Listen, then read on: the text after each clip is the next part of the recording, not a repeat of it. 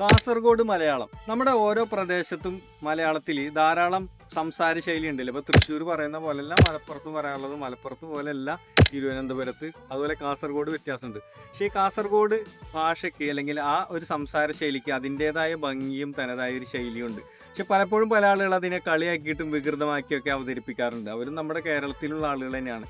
സപ്തഭാഷാ സംഗമഭൂമിയാണ് കാസർഗോഡ് എന്ന് പറയുന്നത്.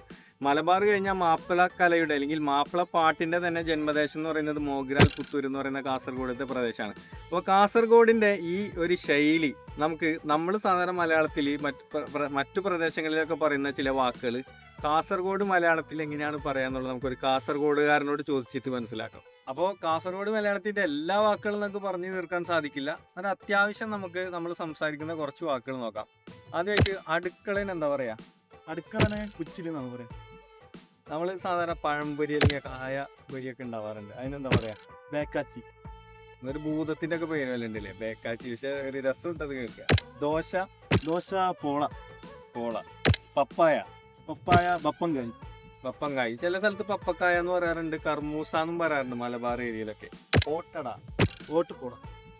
ചെമ്മീൻ. ഇട്ടി. ചെമ്മീൻ ഇട്ടി എന്നുള്ളത് നിങ്ങൾ കേട്ടിട്ടുണ്ടോ? ഇട്ടിക്കോരാന്ന് കേട്ടിട്ടുണ്ട്. മാന്തൾ. നങ്ക്. അടുത്തത് കറിവേപ്പില. കർച്ചപ്പല. പരിപ്പ് കറി. വേളക്കറി. പരിപ്പിന് ആദ്യമായിട്ടാണ് ഞാൻ ബേളാന്നുള്ളത് കേൾക്കുന്നത്. അപ്പോൾ കുറച്ച് രസകരമായിട്ടുള്ളൊരു സംഭവമാണല്ലേ ഈ കാസർഗോഡ് സ്ലാങ് എന്ന് പറയുന്നത്. അപ്പോൾ അതിൻ്റേതായ ഭംഗിയുണ്ട്. അത് അവരുടെ പ്രദേശത്ത് നമ്മളെല്ലാ ഭാഷയും എല്ലാം മലയാളത്തിൽ പെട്ടതാണ്, കേരളത്തിൽ പെട്ട ഒരു ജില്ലയാണ്. അപ്പോൾ അതിൻ്റേതായ തനതായ ഭംഗിയോട് കൂടി ആസ്വദിക്കുക എന്നുള്ളതാണ്.